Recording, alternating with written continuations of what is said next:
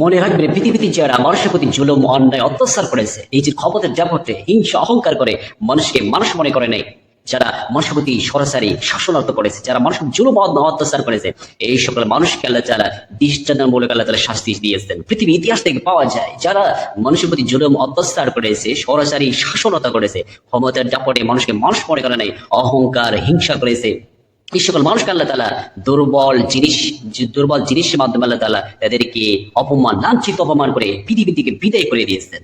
এই শিক্ষা থেকে যাতে করে ফিউচারে ভবিষ্যতে মানুষ শিক্ষা নিতে পারে, যারা এই কাজগুলো করবে, যারা সরাসরি করবে, যারা মানুষের প্রতি জুলুম করবে, অত্যাচার করবে, অহংকার হিংসা করে মানুষকে মানুষ মনে করবে না, এই সকল মানুষকে আল্লাহ তাআলা এইভাবে আল্লাহ তাআলা শাস্তি দেবেন।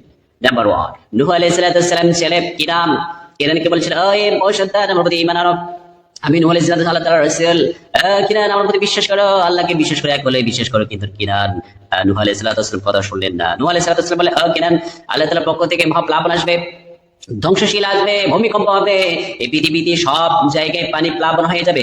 নূহ আলাইহিস সালাম কথা অনুযায়ী কিরান বলছিল, ও বাবা, আমি তো লম্বা মানুষ, তখন যদি প্লাবন যদি আসে, যদি মহাপ্লাবন আসে, তাহলে ওই দূর পর্বতে পাহাড়ের উপরে উঠবো। আমি যে লম্বা মানুষ, আর যদি পাহাড়ের উপরে উঠি, তাহলে কোনো মহাপ্লাবন আমাকে স্পর্শ করতে পারবে না। এই অহংকার হিংসা করার জন্য আল্লাহ তাআলা নূহ আলাইহিস সালাম কিরানকে আল্লাহ তাআলা এই মহাপ্লাবন দিয়ে পৃথিবী থেকে বিদায় করে নিয়েছেন।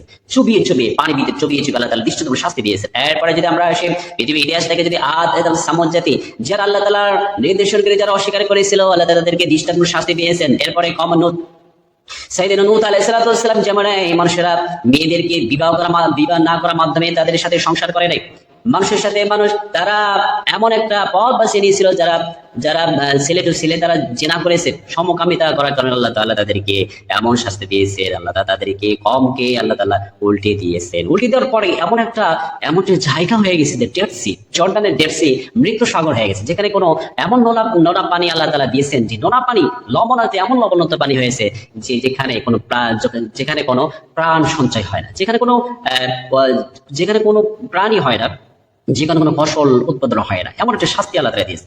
এরপরে যদি আমরা ইতিহাস থেকে আমরা শিক্ষা গ্রহণ করি, নমরুদ সাইয়েদনা ইব্রাহিম আলাইহিস সালামকে অগ্নিতে ফেলে দিল।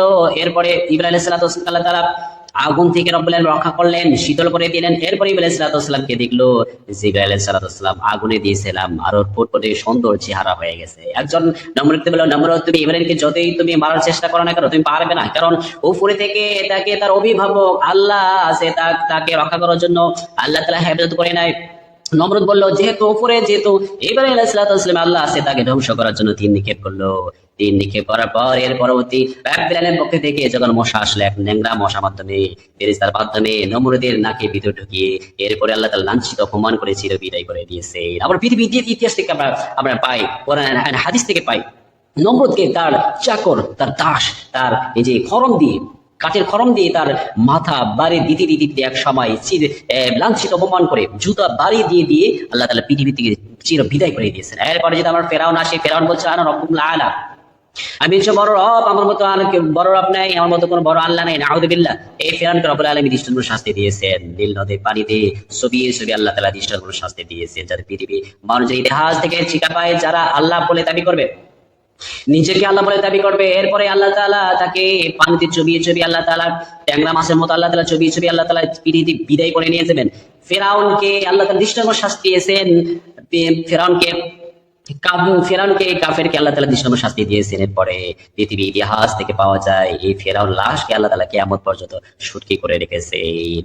মিশরের কায়রোয় জাদুঘরে কিন্তু তার লাশ এখন আছে। এরপরে বিষ্ণু সাল্লাল্লাহু আলাইহি সাল্লাম জন্মের আগে যে বাদশা আব্রাহা কাবা শরীফ ধ্বংস করার জন্য আসছে, কাবা শরীফ হাতি দল নিয়ে ধ্বংস করার জন্য আসছিল। এরপর আল্লাহ তাআলা ওয়ারসালা আলাইহিম তায়রা আবাবিল তারমিহিম বিহিজারাতিন মিন সিজিল ফাজআলাহুম কাআসফিন মাকুল। রাব্বুল আলামিন ছোট ছোট পাখি দল প্রেরণ করে আল্লাহ তাআলা তাদের উপরে এমন দৃষ্টান্তের শাস্তি দিয়েছেন।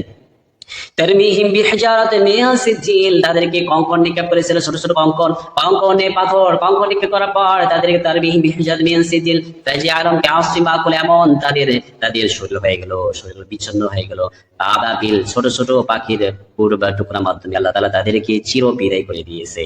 সুবহানাল্লাহ। এরপরে আমরা যদি আসি মানে সেরা লিডার, বেস্ট সেরা লিডার আবু সাহেলকে আল্লাহ তাআলা এমন চরম আকারে আল্লাহ তাআলা শাস্তি দিয়েছেন, লাঞ্ছিত অপমান করেছেন। বদরের যুদ্ধে মাছ মজ দুর্বল শিশু বাচ্চা হাতের মাধ্যমে আল্লাহ তাআলা তাকে এই পৃথিবী থেকে চির বিদায় করে দিয়েছে। এরপরে বিশ্ব সাল্লাল্লাহু আলাইহি সাল্লাম বলেছেন, আনা খাতামুন নবী লা নবী বা'দি, আমি শেষ নবী, আমার পরে আর কোনো নবী নেই।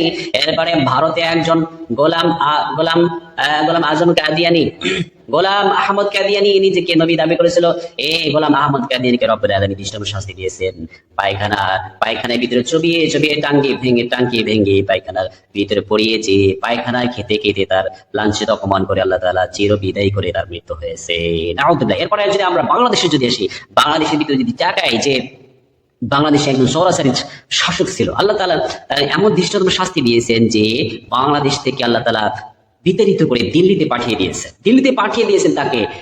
যে সরাসরি শাসন ছিল, মানুষ মনে করতো যে এই সরাসরি শাসনতাকে, এই ক্ষমতাশালীকে কেউ মানে নামাতে পারবে না, কিন্তু আল্লাহ তাআলা দুর্বল শ্রেণীর ছাত্রদের মাধ্যমে, স্টুডেন্টের মাধ্যমে আল্লাহ তাআলা মিছিলের মাধ্যমে আল্লাহ তাআলা তাকে এই পৃথিবী থেকে মানে বাংলাদেশ থেকে চির বিদায় করে দিল্লিতে বসিয়ে দিয়েছে। আল্লাহ তাআলা এই পৃথিবীর ইতিহাস থেকে আল্লাহ তাআলা দৃষ্টান্তমূলক শাস্তি দিয়েছেন যারা অহংকার হিংসা করেছে, মানুষের প্রতি জুলুম অন্যায় অত্যাচার করেছে। আল্লাহ তাআলা তাদেরকে দুর্বল জিনিসের মাধ্যমে আল্লাহ তাদেরকে শিক্ষা দিয়েছেন, যাতে করে পৃথিবীর মানুষ তোমরা যদি এরকম যদি করো তাহলে তোমাদেরকে এরকম শাস্তি দেওয়া হবে। আল্লাহ তাআলা থেকে হিংসা অহংকার সরাসরি এই জুলুম থেকে আমাদের প্রত্যেক তৌফিক দান করুন। আমিন।